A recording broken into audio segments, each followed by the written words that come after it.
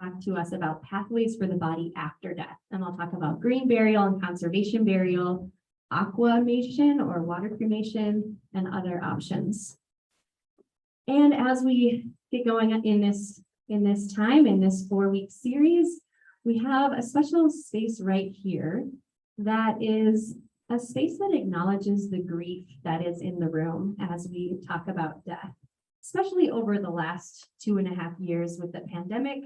There's a lot of grief that each one of us has been carrying that we haven't always been able to gather around and accompany one another through.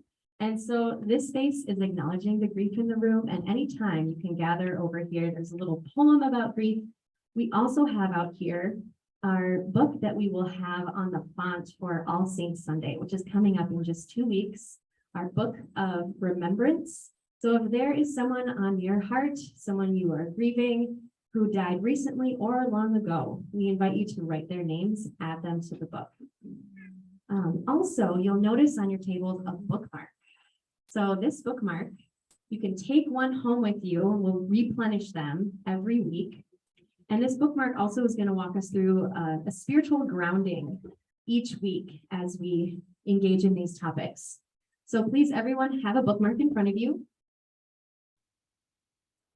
And in that blank, you are going to insert your own name as we read this acknowledgement of our mortality and our commitment to live together. I, Martha, am going to die.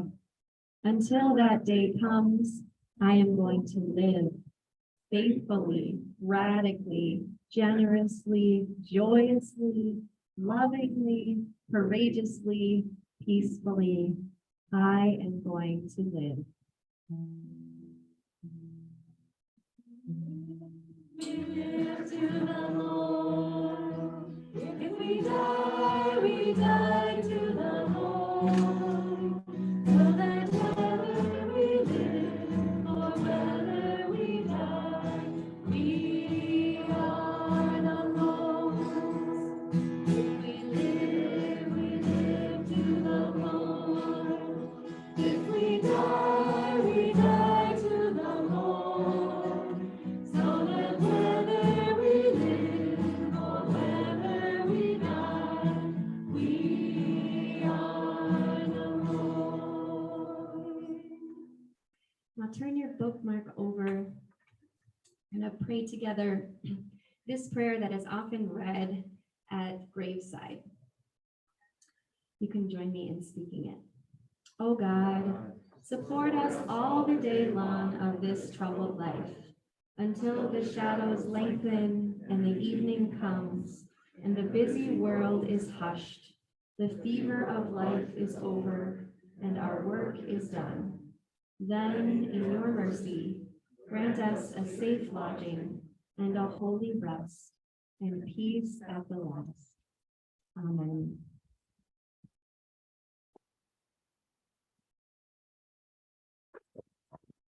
Can you all hear me okay? Everyone but my kids say I speak too softly. So just if I drop off, raise your hands, or for dramatic effect, I may drop my voice and then you'll lean in a little bit. So I'm Patrick Herson. I'm a family doctor and also a palliative care doctor in the mHealth Fairview system. And my wife, Claire Doyle, is a palliative care chaplain with the Health Partners system and takes care of people, seniors in their homes, wherever that may be. And we were invited to talk about advanced care directives and just to give a little bit of the distinction between palliative care and hospice. And that's what we hope to accomplish today. As Claire and I wrestled with PowerPoint technology last night and talking about how we want to pull this together, we're going to spend a pretty good amount of time on advanced directives, because that's something that sort of pertains to all of us and helping people understand a bit about that. And then I have some graphics explaining the difference, because people, a lot of doctors get palliative care and hospice care confused.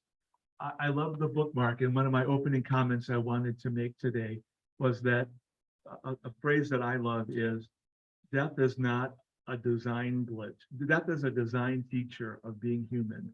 It is not a glitch in the system. And it is an experience that we all will share and participate in. And so that's kind of a place where I begin with my work as a doctor with people. And I think we'll go to the next slide. Thank you. And this is a poem I ran across fairly recently. The Kaddish is a prayer that people say for the dead. Often the oldest son is required or asked to do it for 11 months, I believe, after someone passes away. The curious thing about this prayer that the Jews say is it never mentions death. It's all about living and about living after someone passes away.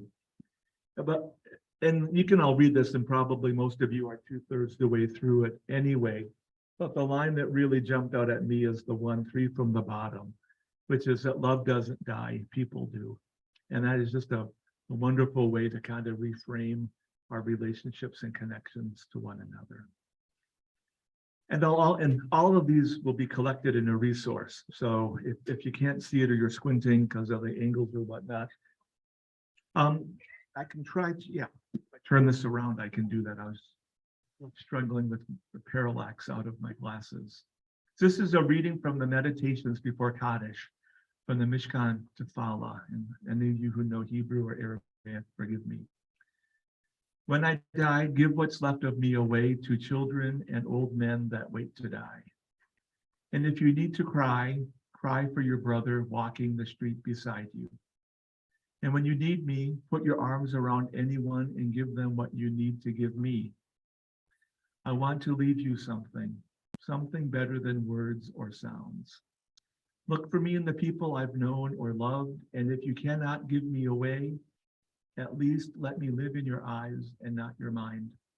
You can love me best by letting hands touch hands and by letting go of children that need to be free. Love doesn't die, people do. So when all that's left of me is love, give me away. So, yeah. And I also want to acknowledge that we all bring a lot of stories in a lot of our lives right now to this hour together. And there are people in our community who are wrestling with approaching the end of their life. There may be people that you know and love from your families or others that are approaching this. And so if some of this comes across as being sort of clinical, it's just because it's a stance Claire and I have sort of decided to take a little bit. And also trust us that, we walk alongside you and are prepared to. So if there are things that we say seem harsh or wow, a slap in the face, it's not intentional. It's an attempt to be honest. Because I have found in the work that I've done, it's that honesty and making sure people have the best sense of what's going on with them allows them to best create and prepare for and have the death experience that they might want with their loved ones. So that's just kind of a stance that we take. So the next slide. So the goals of palliative care. So palliative medicine is a specialty in medicine, just like orthopedics or cardiology. And the word palliative comes from an old Latin word meaning a cloak. And I often tell families, think of us as a cloak that you can wrap around yourselves or your loved ones, an extra layer of support at a time in your life when you're wrestling with a serious or life-limiting illness. And the goals up there are to provide the best care possible, to avoid procedures that you may not want or that could harm you, and to have conversations about that so people step into that fully informed about what to expect. I often frame that as the total cost of ownership for people to really understand what might be involved. A huge focus is to live as comfortably as possible. Maybe a time when you're willing to forego some time for comfort or for quality versus quantity kind of an approach.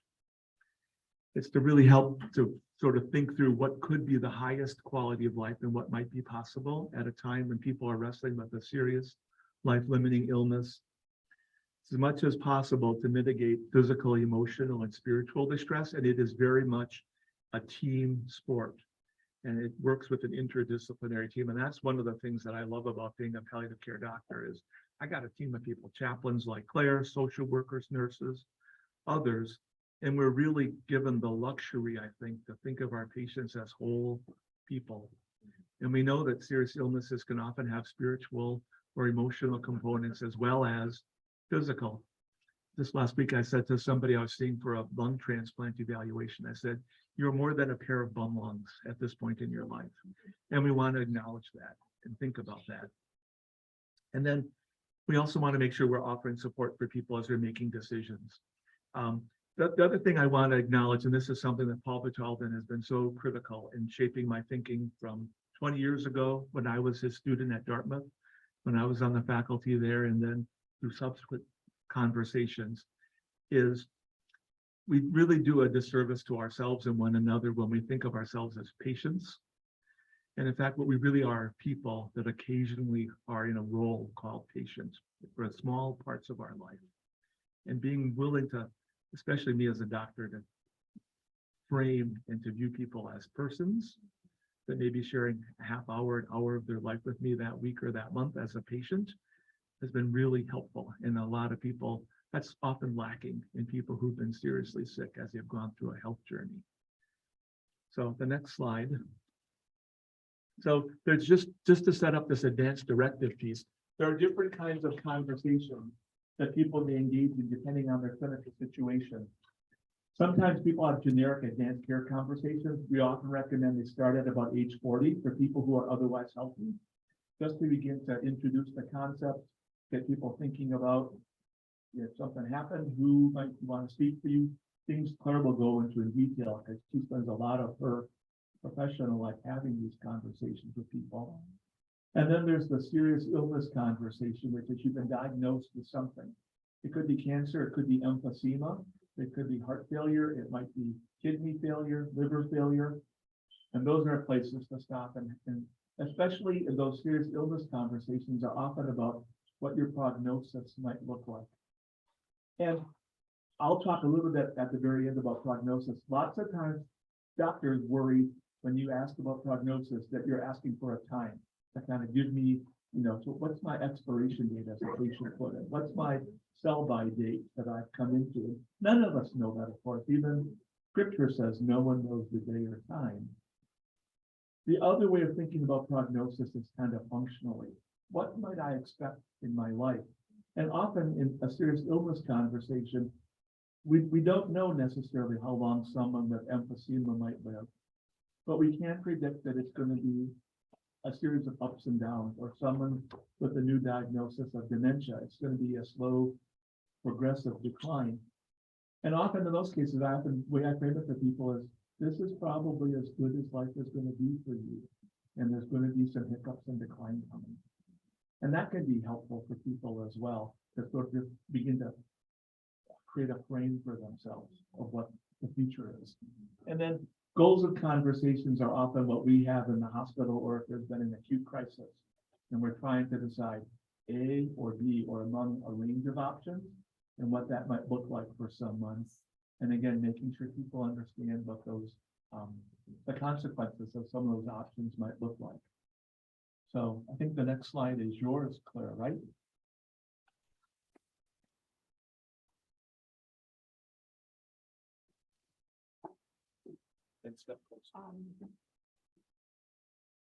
Yeah, I think also I just would like to add about these conversations. Palliative care is like a discipline and a practice that's kind of growing through medical systems. So like in a little bit closer. So, okay, right into the. So for example, in my healthcare system that I work with, which is Health Partners, I'm part of a community team, and we have nurses, a social worker, and a chaplain. And we see people who have a palliative care benefit wherever they live, at home, nursing homes, assisted living, etc. There's a hospital team. There are now palliative care doctors and nurse practitioners in the clinics.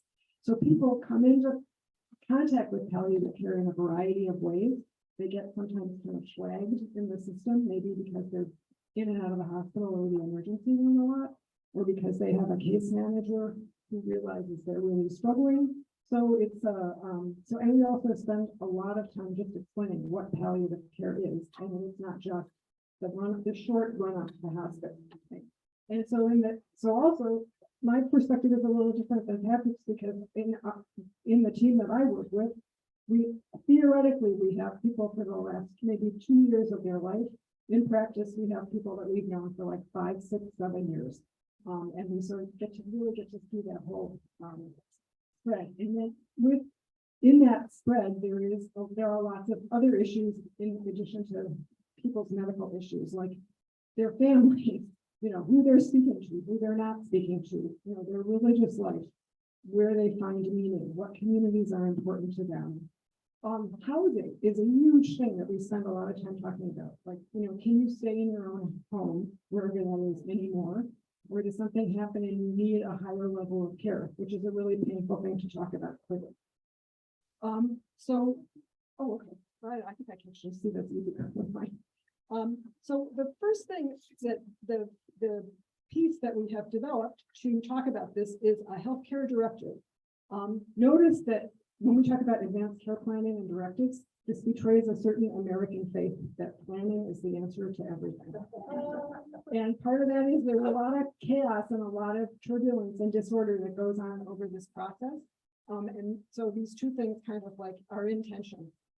So one of the things, a healthcare directive should do a few basic things, okay? One of the most important ones is that it identifies someone called your healthcare agent, who is the person who's going to make medical decisions for you only when you can't make them for yourself. And that might be a temporary state, it might be permanent. That you can have one agent, and there's always on healthcare directives, there's room to name an alternate and sometimes more than one alternate. This is a decision that's really worth some thought, and we spend a lot of time talking to people about who would be a good agent for you, and then just let people really speculate about that. Or listen to people talk and say, that person, that might be a difficult choice for you. Maybe let's think about this other person. If you're married and that the most natural person might be your spouse, but if you're both getting on in years, you might want to name an alternate. Sometimes that's one of your kids. Okay? But it should not, you don't need to limit yourself to family members. I mean, friends can be excellent, neighbors, people you've known for years and years at work. Recently, I've gotten really involved with a couple who both have some significant cognitive decline, and they have no kids and no children, but they have 4 friends that were all involved with them because this man hired them into his engineering firm like 34 years ago. And they are acting in this sort of place of adult children. And it's been really sort of remarkable to sort of get to know them. And they're indicated as like financial PLA healthcare agents. The second thing is one of the big medical questions in a directive is whether or not you would want to have CPR attempted in your current state of health. This is again a sort of peculiar American thing. CPR is a kind of a protocol, if that's the right word, it includes chest compressions, an IV medicine, sometimes a defibrillator, and also having a tube put down your throat to breathe for you. And on TV, this succeeds about 75% of the time. But in real life, it is something that you really have to make a judgment about, again, over time. So for example, we have a nice educational tool that we couldn't figure out how to put in slides last night, but we'll provide it for you just to sort of explain, how to do the cost-benefit analysis of CPR.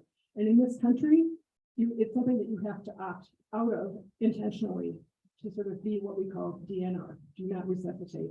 And then there's another term often used as DNI, which is do not intubate, which becomes a very important issue for people who have, certain types of diseases or processes going on. A lot of times, one thing that I always really basic thing that I like to leave people with, because we spend a lot of time doing education about this, is that when you say I am going to be DNR, that does not mean that people are going to walk away from you. What it really means is we're going to take this one really super aggressive intervention and just take it off the table. But then we're going to leave all this other stuff on the table, things like, heart monitors and BiPAP and, kind of, IV medicine and whatnot. So, and it becomes something that it's in the sort of the particulars of all this, get sorted out, especially as you get more towards what Patrick called the goals of care conversation. So we have somebody that I just met last week who now has cancer for the 4th time, is getting some immunology immunological therapy, would really like to survive to see her first grandchild in December, and also to make her last mortgage payment. Not in that order, but in that order, obviously. And she had a crisis and she went to the hospital and she said, I do not want to be intubated, but I would be okay with a BiPAP. And that kind of got her through, and we hope to keep her, support her as she gets to December, which is the birthday that's coming up. Another medical thing that a healthcare directive can address is particular types of medical interventions that are, germane to you depending on what you have as your disease. So, for example, people with lung disease have to really need to make decisions and have conversations about whether they would ever want a breathing tube. People with any kind of like progressive neurological disease are often going to find, like with Parkinson's, dementia, other diseases, that if they get closer to the end of their life, they're going to have swallowing issues. And that means that they're going to start aspirating food, aspirating saliva. So, would they ever want feeding tube? And then those again are sort of complicated conversations to have with your care team. Dialysis, again, for people who have kidney disease, and who have multi-system problems like heart disease, kidney disease, these things that often go hand in hand. We're always, palliative care is trying to talk to people about, what would it look like if you did this? We're trying to spell out kind of what things look like down the road. Now, this middle part, especially for people who are kind of at the beginning of this generic conversation, which is to say as much as you can about what makes a good quality of life for you, is really important. And actually, the form that we used to use at Health Partners, there was a section at the very back that said my hopes and wishes, and then in parentheses it said optional. So that was like, no, we don't want this to be optional. So we want to encourage people as much as they can to sort of say, the way I always ask it is in a really concrete way, which is what are the things that make my life good right now? And sometimes when I go to do this with people, and I think you can do this if you have friends or relatives that you want to encourage. We don't start off by saying, do you want to be Deanna or not? We start off by saying, tell me about yourself, tell me about your life. One great question I often ask married couples is, how did you meet, right? And then half an hour later, we kind of come back around to, So, and then the related part of that is, as we try to get to kind of pin down this idea of quality of life is, think about what you would consider to be an unacceptable quality of life. What are the things that would be really challenging for you? If you couldn't walk, if you could not, get in and out of the bathroom yourself, if you couldn't feed yourself, if you had really bad decline in vision or hearing, any of those things. Some people have a sense of, what is an unacceptable level of dependence, for example.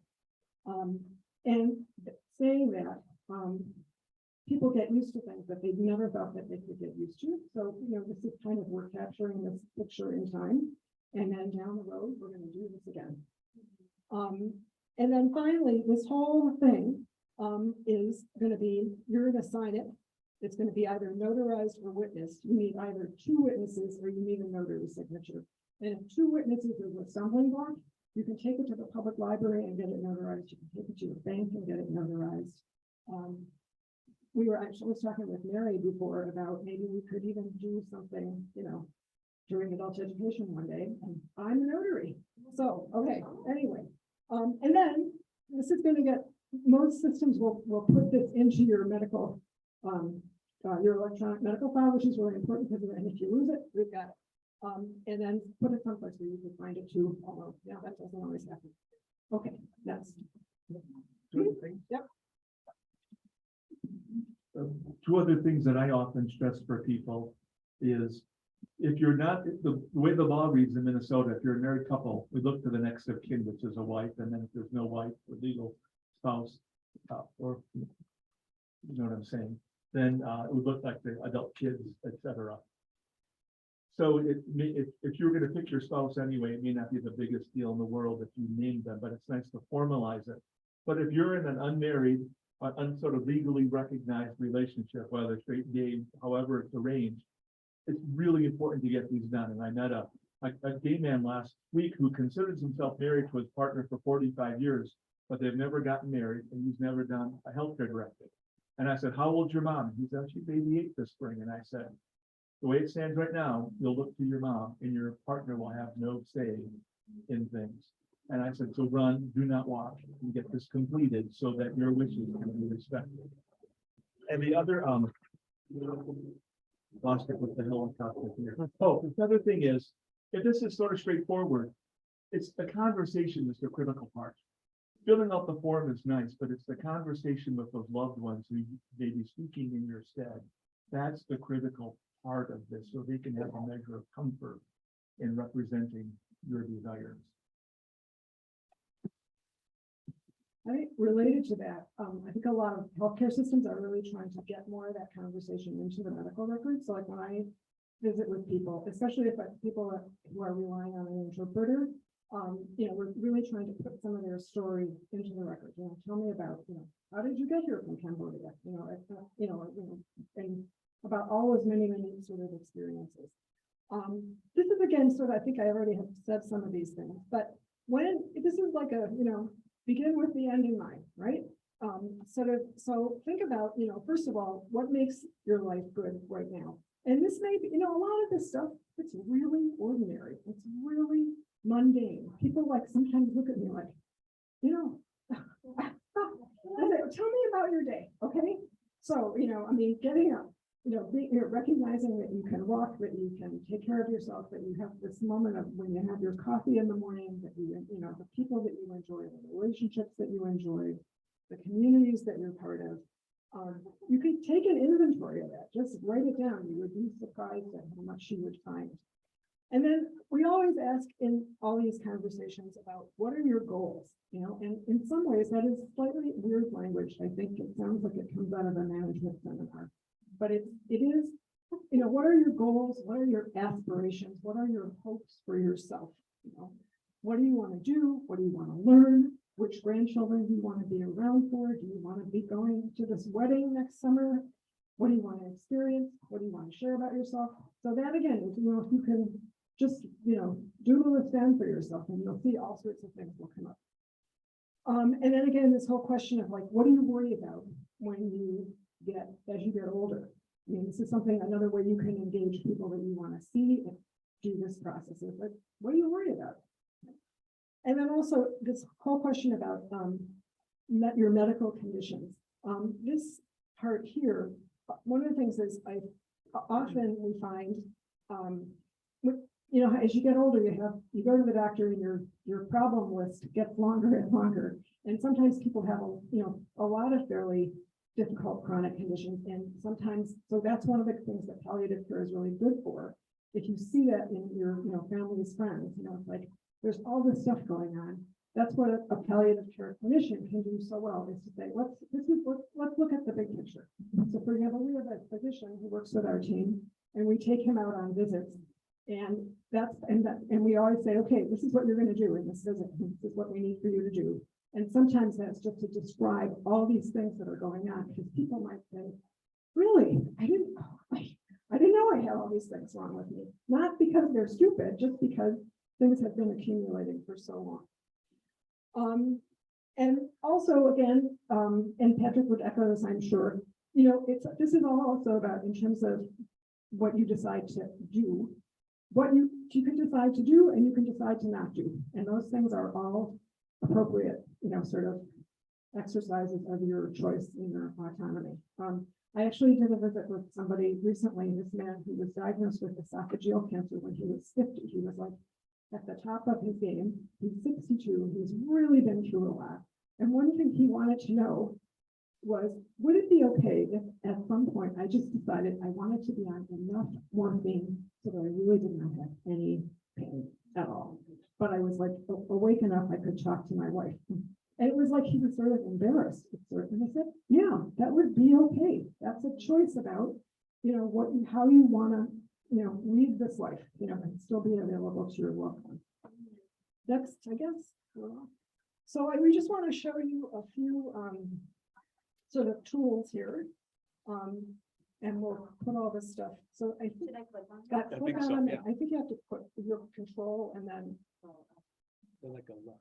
we might need a technical. You know, it's consultation. open on my computer, but I'm not showing it there. Oh, Oh, okay. I'm not savvy enough. to Oh, do don't that. worry about it. Okay. I think in here we had at least examples of these healthcare directives, but we can put these in a binder. One thing I do want to point out is, there's a really excellent project that has been going on at Stanford University Medical Center for a while called the Stanford Leather Project. And if you open it up, it's just a great kind of website, but it's set up as a template. There actually are several templates, but one of them is, dear doctor, you know, this is what I want you to know about me. You know, this is the kind of care I would want to get. These are things I would not want. This is how we make decisions in my family. You know, this is how we deal with difficult news. It's a lovely, you know, sort of thing to practice on. You don't need to be fussy about particular forms. I mean, you know, your clinic will have a form, the hospital will have a form. I would say the one sort of thing that is out there that I am not a fan of is called 5 wishes. And the only reason is it is so cluttered with information, and it's just like, here's every scenario that you could think of. Now cross out the stuff you don't want. And it's really, really hard to get a picture of, you know, what's most important to you, because that's what we're trying to figure out. And then also the Fairview files, this Fairview, our community commitment, there's like a nice stash of stuff in there about just various tools to think about this, forms. When people decide they do not want to be resuscitated, there is a special form that we fill out called a POLST, which stands for Physician's Orders for Life-Sustaining Treatment.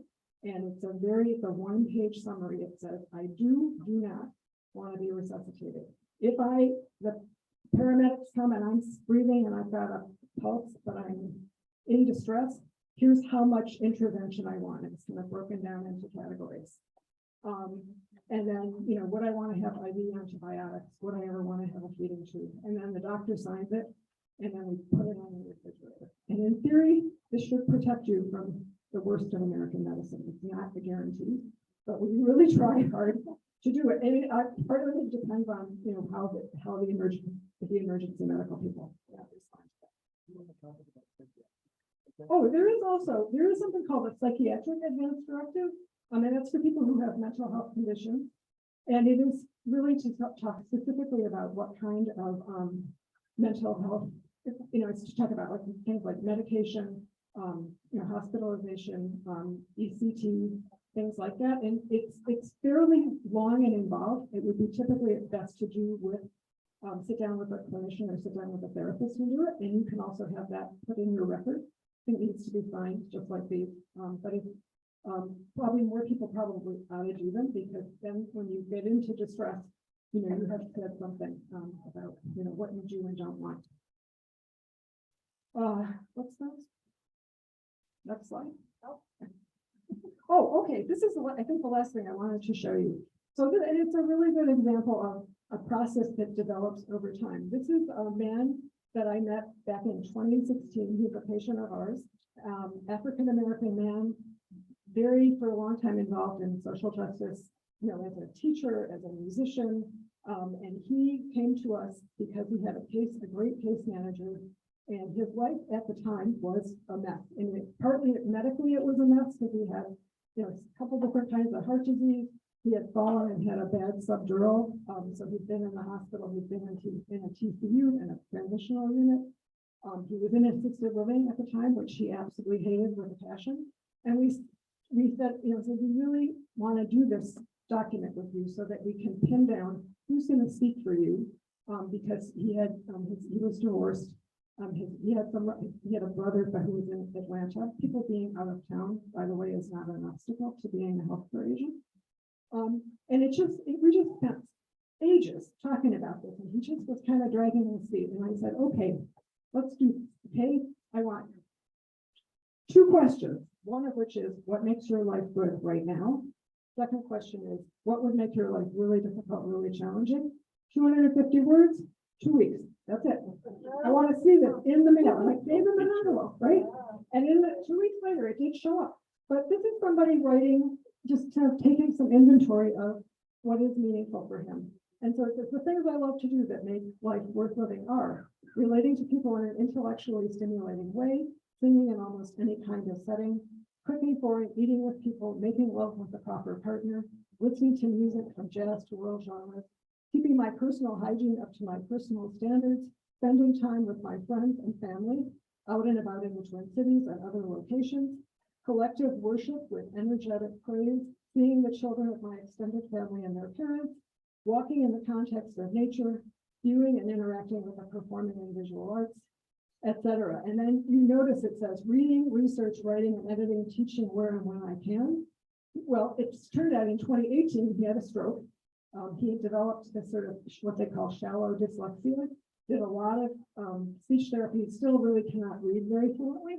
So the next time we did this, he crossed it out and he put listening to audiobooks, right? But the rest, and then the other thing, and then here's a list of what would be really hard for me: persistent incontinence, inability to express myself verbally, loss of hearing, loss of vision, not being able to walk, et cetera, et cetera. And notice, like, we get towards the bottom, you can hear a lot of life experience here, right? Total loss of spiritual life, unending existential crisis, separation from my children and extended family, and deep depression, unremitting bitterness and anger. So there's somebody who's been there, knows he doesn't want to go back. And then this person also, even in spite of his many medical conditions, it was full code for several years. And finally, and we talked about this, and he really was not willing to give up this idea of CPR. And I think after he had the stroke, I took our doctor out with me, and we talked about whether CPR would do him any good, and the answer was really no. So he made himself do enough. And he had another stroke last year, but he's tooling along, still having adjusted himself to these many challenges in his life. What is full code? Full code means that you want that if you stop breathing or your heart stops, in other words, you're dead. You want the paramedics or people on the ground in the hospital to try to resuscitate you. And again, sometimes the difficulty of it is it's kind of a package deal, so and the reason we have this specified is because the paramedics, they don't have the legal or medical authority to decide, oh, this person just needs some chest compression, right? It's like all or nothing. So I think that's it for me. And then I go back. And the default on that, Brett, is by law to do everything unless we're told, unless a patient has told us otherwise. That's the American default that more is better kind of a thing. The other comments, I'll just make a few others that jump out to me, have been, I took care of a woman in her early 50s last April and May at the university who was dying from kind of gallbladder cancer, to a high school sophomore and a college senior up at UMD. And I asked her what her goals were at this point in things, because she was very sick and really fragile. And she said, well, 3 years ago when I was diagnosed, I had 2 goals. One was to see my youngest daughter get into high school. She's now a sophomore. Check. This is stuff you taught. The other was to see the Avengers Endgame movie. I wanted to know how it ended. And so we talk about mundane, but that was so meaningful to her. And I said, so what are your goals now? And she said, I want to see my oldest graduate from college on May 7th. And by video link up would be okay. And I said, got 2 weeks. I bet we could make that happen. We'll do our best. And I said, and then she said, I would love to see the new Doctor Strange movie, which she did not get to see in the end. She ended up dying before. And I actually, this woman had such high integrity. I said, look, I'll get a resident. You can get a pirated copy and you can watch it here online. And she said, no, I am not going to participate now. I'm not going to start sliding into immoral.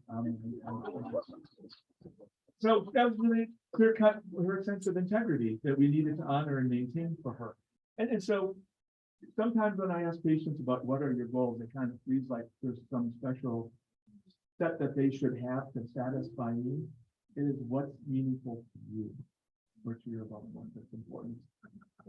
It ain't mine. Okay. The other thing I'll just say real quickly is, if you do one of those early advanced care directives, we suggest, I think it's the 5 Ds, that if every decade you get older, you should revisit it if you're still healthy, if there's a divorce, or a death in your family where someone that you may have named as your healthcare agent is no longer an important part of your life, either emotionally or physically, you should revisit that. And then if you have any disability or any disease that crops up, time to kind of just step back and revisit things. And in fact, this last May, as I was preparing for my heart surgery, Claire and I sat down one morning after I dodged the question and the persistence from Claire. She did not give me 250 words, but she said, we really should sit down and talk about this now that we're facing the upcoming surgery. This was, again, a really valuable conversation, and we captured it, including a couple of lines of poetry that mixed in there, because that was really important to me. So that's kind of an overview, and there could be a myriad example of the questions people have, but we wanted to give a little bit of a broad overview and then answer this question: what is the distinction between palliative care and hospice? So that's this next slide. And what I'll point to on here is the green bar on the far right. That is the hospice bar, as it were. Okay. And hospice is typically for people who we think have 6 months or less to live if their illness runs its regular course. I've cared for people who have been in hospice for 3.5 years, who have continued to meet the criteria, and we just recertify them. If time permits, I'll tell you a funny story about one of them. And there are people who occasionally graduate from hospice. My father did. This last year, it looked as though he was dying after a bad fall, and he's got dementia. And after a year, he kind of surprised us all and perked up, and they said, you don't meet the criteria anymore, which are set by Medicare, and then he graduated alive, kind of a thing. Something to celebrate, but that has consequences too, in terms of the support those nurses brought to their homes. To my mother are no longer there. But so palliative care often travels along with curative care, and the amount of palliative care a patient receives really depends on their clinical situation. And a constant education that I have with my physician colleagues, I often hear them say, I've done everything for you, it's now time for palliative care. And I said, no. The time for palliative care may have been 6 months or a year ago to introduce us, and we can travel along with you. And I have some colleagues at the university who, for certain cancers, that like head and neck cancers can cause a lot of symptoms and distress for people, is that they will involve us after the first visit. They will meet a patient, and before they even start their chemo, they will get them connected to us so that they've got a broader clinical team to help see them through their treatment. And then there's a point, truthfully, where we step back. If they're doing really well, their symptoms are well managed. Honestly, there's a point we all hope the oncologist will step back and they'll go back to their primary care person cured. Or if that process doesn't go as well as that, then palliative care may take on a larger and larger role with the patient, and then perhaps be a guide them or a transition point into hospice, which would be the last 6 months anticipated. In the United States, hospice is used often way too late. The average length of stay is about 10 days. So people don't get the full benefit of the hospice interdisciplinary team with the spiritual, emotional, bereavement support, et cetera, patients and families. And so, in fact, I met a fellow this last week who I brought up the word, he's 94 years old, I brought up the word hospice. He said, I'm not talking yet. And after we sort of stepped back a bit because he came in loaded for there, he said, well, of course I should be in this. Why wasn't I in this a month ago? And I said, oh, we'll take where we are. We'll start where we are, and we'll, make that happen. And I think he'll get a lot of benefit from it. But that's sort of the distinction. And so some people think it's kind of either curative care, like cancer-directed care, or a heart, like, for example, anybody getting a heart transplant or a lung transplant evaluation at the university, one of the steps along that path is to meet with the palliative care provider. It's partly to introduce our services in case things don't go well and there's not an organ available for them, or if they get an organ but things still don't go well, they've got a connection to our team. And also, we are part of a group of people that confirm a patient's commitment to seeing through that really arduous process. So we get involved often very early on with people who come to the university.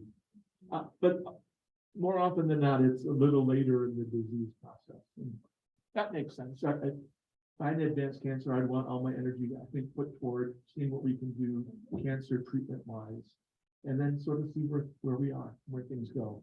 So, but that's kind of just to give you a sense or a feel for that. And the reason why there's the humps in the palliative care line is, let's say this is a patient with heart failure. Those humps probably represent that they've had an exacerbation, they've been admitted to the hospital. And then we got a team in the hospital that we deploy. They get a lot of attention, given what we know now, given where we are, et cetera, kind of a thing. And then we back off a bit, back to the clinic setting. And then just one more. Thank you. Oh, okay, I had two quick slides. This is just a nice little table from a hospice that I stole offline. That kind of answers in a nice tabular format, the difference between hospice care and palliative care. There's a lot of overlap, but we treat similar symptoms in similar kind of ways, similar communication styles.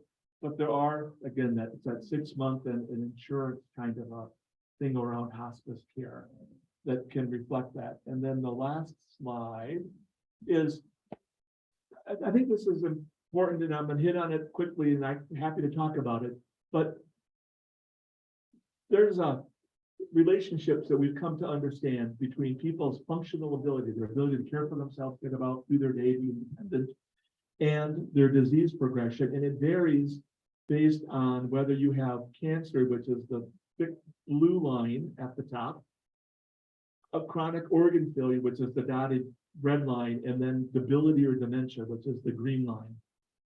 And then there's also, you can barely see it, but there's a light dotted blue line that goes across the top, like you're doing great, life is good.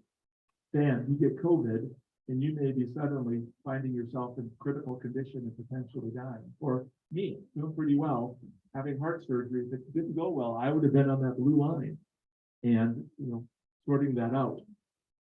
So, and we use this information as we're engaging with people to talk about things. And so it's just these different illness clusters, they have a different sort of prognosis or a different sort of globally approach to things. So that's just my last slide. And then the last slide is any questions, comments, or muddy points. And love to take any and all. And I'll be reluctant to offer medical advice to people necessarily. But I would love to hear from folks, and I don't know if I should walk the mic around so we can all hear, or I don't know if we have, we have the cords for bandwidth that. for that. I don't know if we have enough cords for that. but- Maybe people can meet me partway. Paul, you've got a comment you want to make? Thanks for this morning. Three quick things. One, you learned last week that I'm now in palliative care for pancreatic cancer. This morning, Chris, our son who lives in China, asked if we couldn't have a video visit. So Cam and I visited with Chris. And I had mentioned to him that I'm going through some interesting discoveries about my own emotions. Now, most of you have seen me enough to know that they're always kind of ready to pop out, tears. And I'm finding it surprising when I can talk about my death, and it's not difficult, or when all of a sudden I have trouble speaking. And he said he would like me to keep a record of that. In a sense, keep a journal of my dying, so that when it's all over, he would have a chance to accompany me in the way he can, since he's in China. So I'll report right now. Secondly,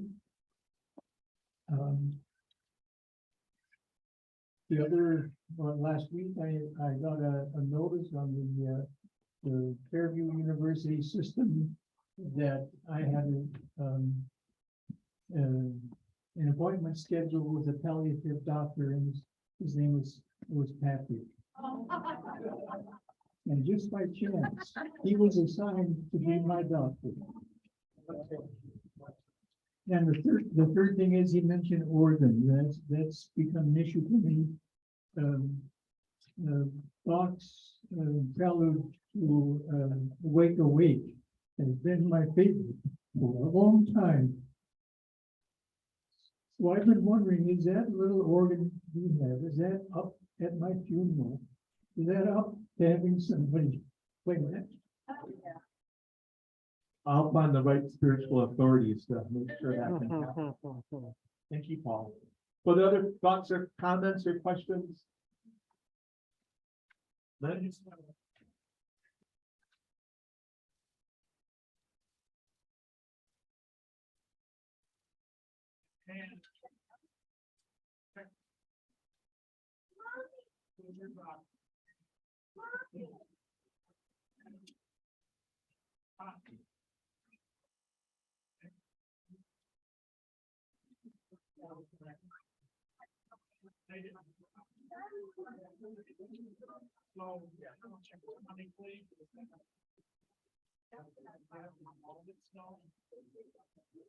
So a couple quick thoughts about that. One is, yeah, is Lynn had an experience with his aunt that had completed an advanced directive.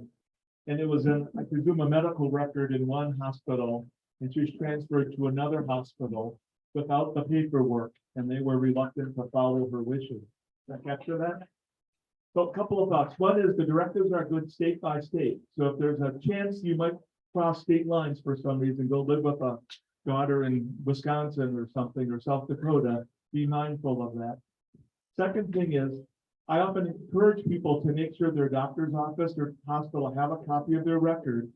In Minnesota, it's a nice thing with the electronic medical record is like 80% of the hospitals now share an electronic medical, or have the same vendor. And we can look into each other's system with your permission. So a record on file at Fairview, a doctor at Abbott would be able to look at it and know what it shows. So that avoids that. Yeah, and then if they didn't physically have a copy, that would cause them some concern that they wouldn't have that proof. So it's typically good to have, if you're going to a new hospital, if you got a paper copy, bring it along. So that people, that's just for their comfort and their measure.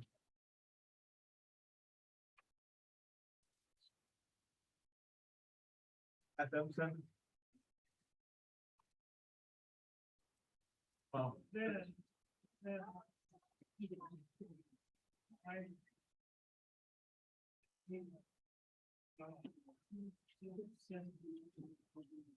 so a lot of that issue with everyone sharing Epic is pretty resolved in Minnesota, not completely, but fairly resolved.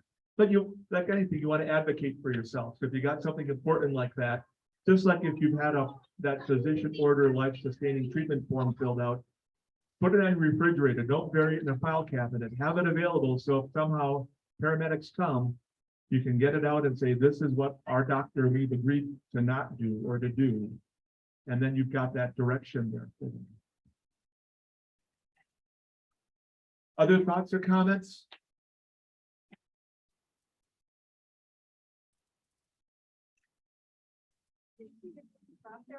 Can you comment a little bit on good access to care, so geriatric care?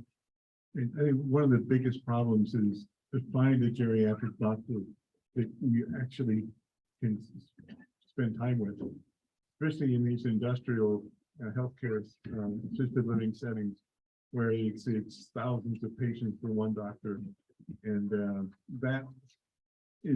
having access to a good geriatric care, whatever. And the second one is the fact that you really need to have somebody who's their healthcare advocate for you. As you decline in your function, to have someone that's there that can help guide you through this and prevent bad things from happening, prevent wrong treatment from happening that you wouldn't want to have happen, and to follow through the orders are actually carried out. There's a real need to have that advocate for your own health, to be there with you and to make sure you can get connected with the doctor. Those are really hard parts of aging. You know, Claire will have some thoughts that she spends time in assisted living and other places. One thing would be, I know when you say like doctors, clinicians, but also an awful lot of really great geriatric care is delivered by nurse practitioners and PAs. And sometimes they're, well, we have a community system and it's so much of it is nurse practitioners and PAs. Yeah, it was just, so those are people in the system. And the other thing is, I think there's a lot of medical systems do a lot with what's called case management. And that's something that you can ask about, go to your clinic and say, because, for example, that is something that's being used more and more. A case manager is usually a nurse, and she's got sort of a big picture view, and she knows the system. So there is a tremendous shortage of people with geriatrics training, absolutely. But I think that those are the sort of two ways that you often see systems trying to compensate is, with case management to guide people through and sort of, not only with reminders, keeping track of stuff, but also really they can assess a lot, even if they're on the phone. Yeah, and I'll just add that we all know this, that there's what people call the silver tsunami coming demographically, when there are not nearly enough physicians being trained or created with expertise in geriatrics or a lot of exposure to it. And it's a failing of our system. And we live in a market economy that's not a highly remunerated specialty compared to orthopedics or other things. And there are people who are personal income motivated, and it is not an inconsequential problem. The university trains a lot of geriatric nurse practitioners, and it's to address that gap in the system. And they are not physicians, and they are often very skilled, very good problem solvers because they've been trained as nurses first, and then as more direct clinicians. Anything else? Or there's food and snacks. Please jump in there. I don't want to be between people and food.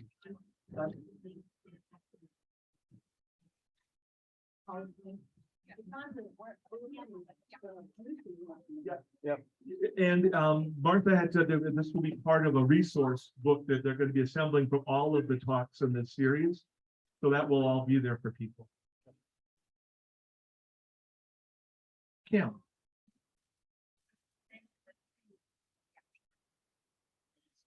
Had one more story if we have time.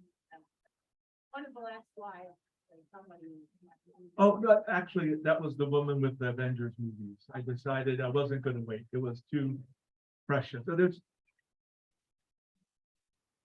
as many of you know, there is just tremendous growth that occurs for people at the end of the life, and huge amounts of joy and laughter and other things that go on.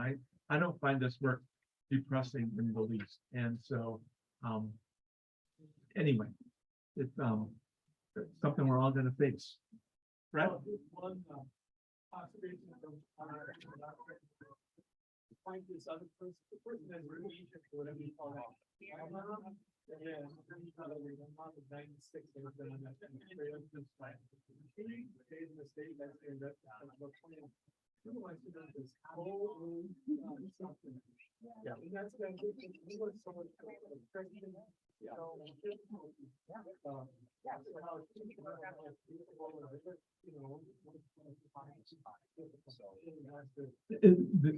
Yes, so I see that frequently, where people say my spouse, and then if not my spouse, all my kids co-equally.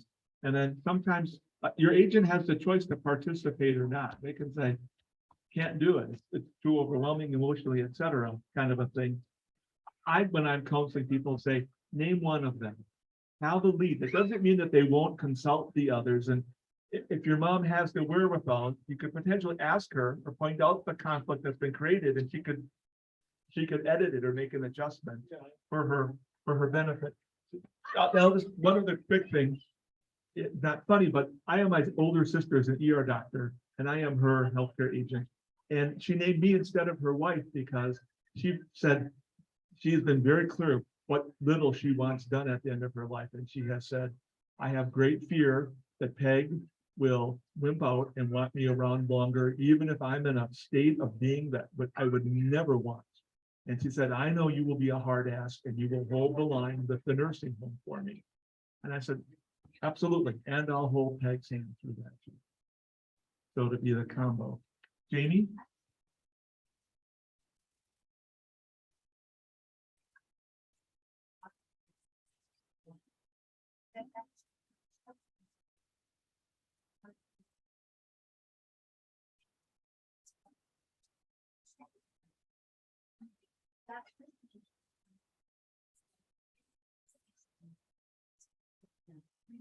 So you're not. I told this. But I told.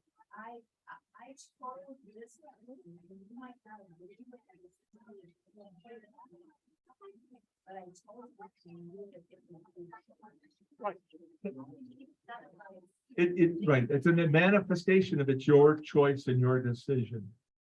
And sometimes it's proximity. My older sister who lives in Milwaukee, 2 hours from my parents, the ER doctor, she is their healthcare agent. And you know, I'm like, thank God, it makes sense. I am 5 hours away. You should have someone, and their siblings closer, but they don't have a medical background. And so they wanted, it made perfect sense. And it was explained to us why. Any other thoughts? Well, thank you guys. Thank you very much.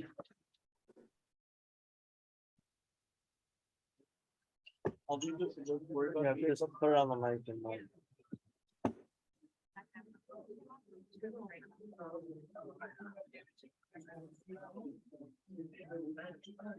you very much.